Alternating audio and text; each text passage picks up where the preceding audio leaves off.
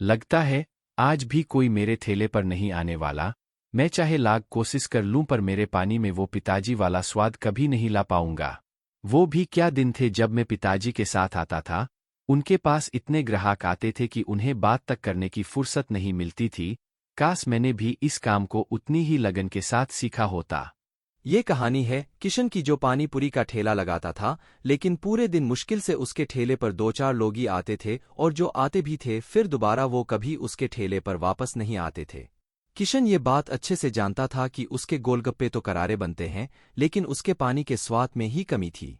फिर शाम को ठेला समेटते हुए उसने खुद से कहा, मुझे माफ करना पिताजी, लगता है मैं आपके इस ठेले को नहीं चला पाऊंगा। कुछ कमाई नहीं हो रही है।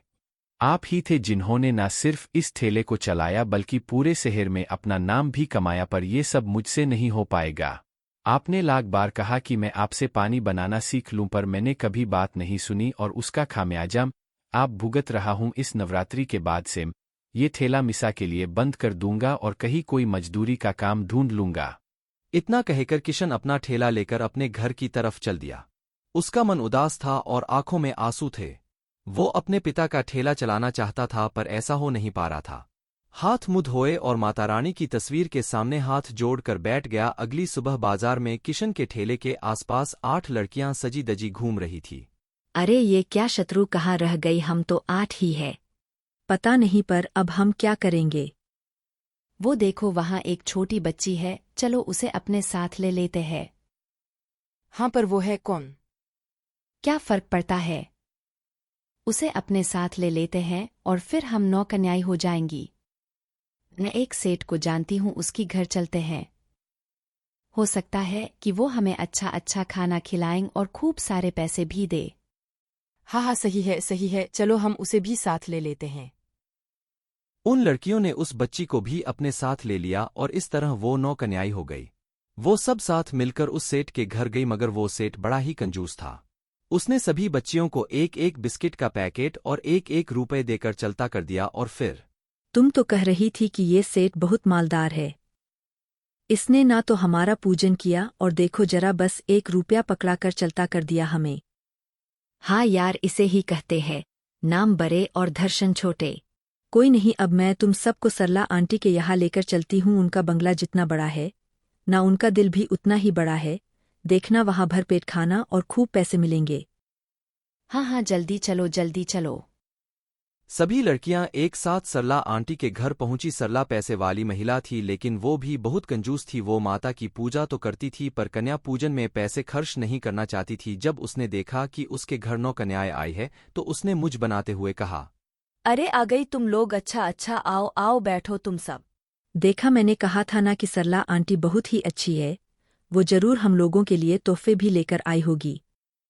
पर उन बच्चों की उम्मीद तब टूट गई जब सरला उनके लिए थाली में एक एक पूरी और थोड़ी सी सब्जी लेकर आई और उन सबके हाथ में 2-2 रुपए थमा दिए। सुबह से घूम घूम कर बच्चियां थक गई थी, उन्हें जोर की भूख लगी थी, लेकिन एक पूरी से कहाँ कुछ होने वाला था। वो गुस्से में घर से बाहर चली आई। तभी सबसे छोटी बच्ची जो ने बाजार में मिली थी, उसने कहा, अगर आप लोग बुरा न मानो तो एक बार मेरे साथ चलो।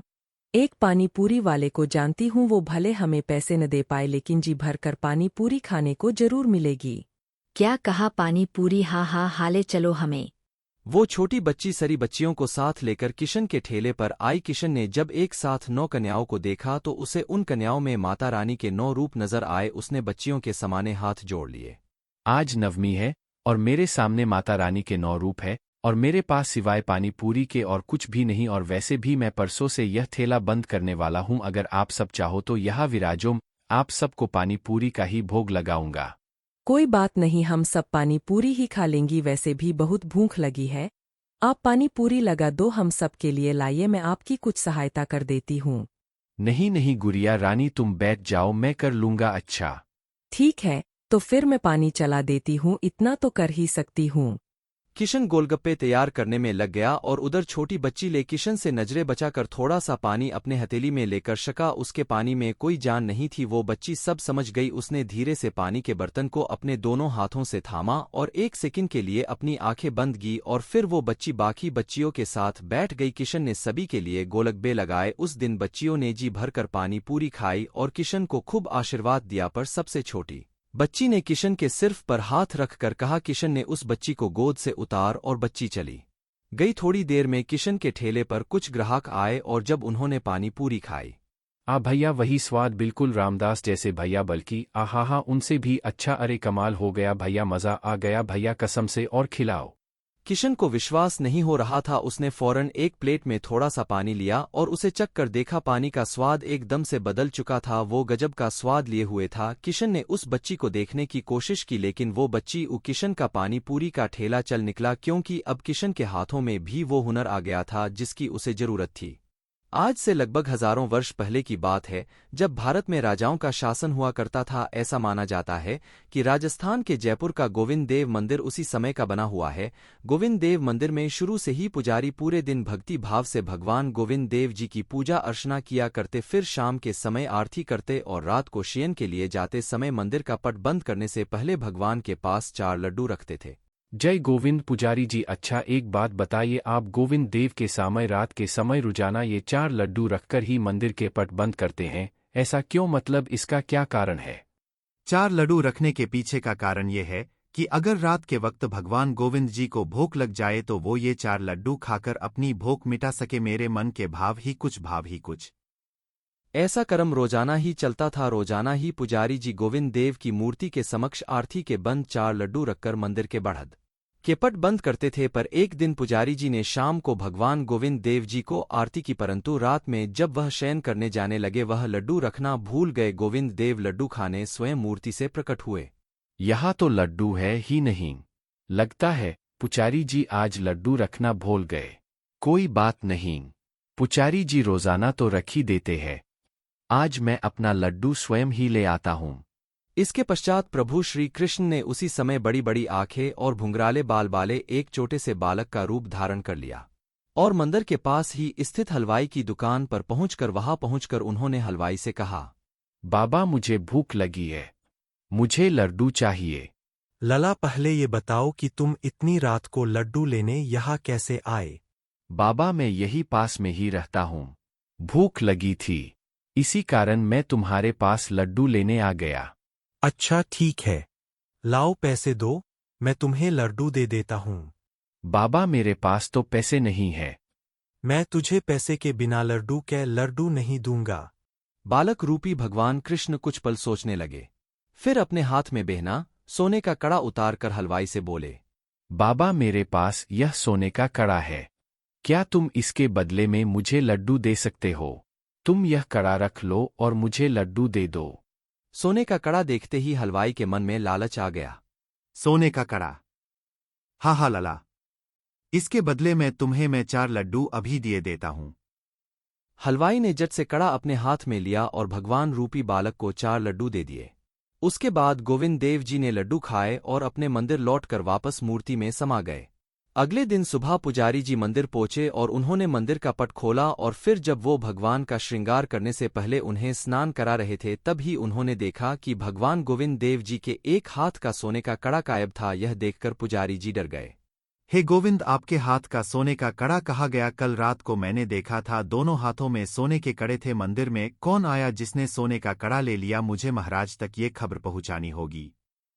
अब तक ये बात मंदिर में सबको पता चल चुकी थी। पुजारी जी ने मंदिर के सेवक के द्वारा उस राज्य के राजा तक ये खबर भिजवाई कि गोविंद देव जी के एक हाथ का कड़ा गायब हो गया है। और फिर क्या था, ये खबर आग की तरह पूरे राज्य में जब इसका पता उस हलवाई को चला तो वो डर के मारे कांपने लगा।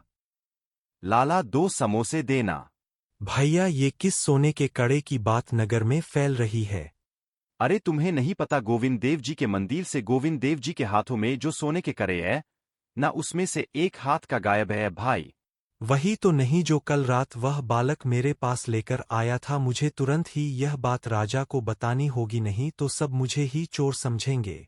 हलवाई को चला तो वो डर के मारे कांपने लगा। हलवाई तुरंत ही राजा के पास गया और भरी सभा में कड़ा देते हुए बोला, महाराज, जो कड़ा गोविंद देव जी के मंदिर से गायब है, पुजारी जी से पूछिए क्या ये वही कड़ा है। जी महाराज, ये गोविंद देव जी का ही कड़ा है। लाला, तुम्हारे पास ये कड़ा कैसे आया?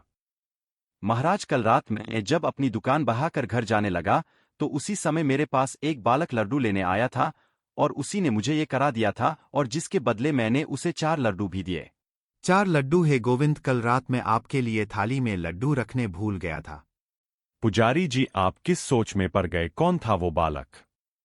महाराज, वो बालक कोई और नहीं, स्वयं गोविंद देव जी थे। हे गोविंद, हे कृष्ण मुरारी, मुझे क्षमा कर दो, मैं आपके लिए थाली में लड्डू नहीं रख पाया। आपकी लीला परंपार है, मैं आगे से ऐसी भूल कभी नहीं करूंगा। पुजारी जी की बातों को सुनकर राजा और सभा में आए सब लोग हैरान हो जाते हैं। वो मनी मन भगवान गोविंद देव जी से क्षमा मांगता है। उस दिन के बाद से आज तक रोज रात को भगवान गोविंद देव जी को शयन कराते समय 4 लड्डू उनके पास रखी जाते हैं।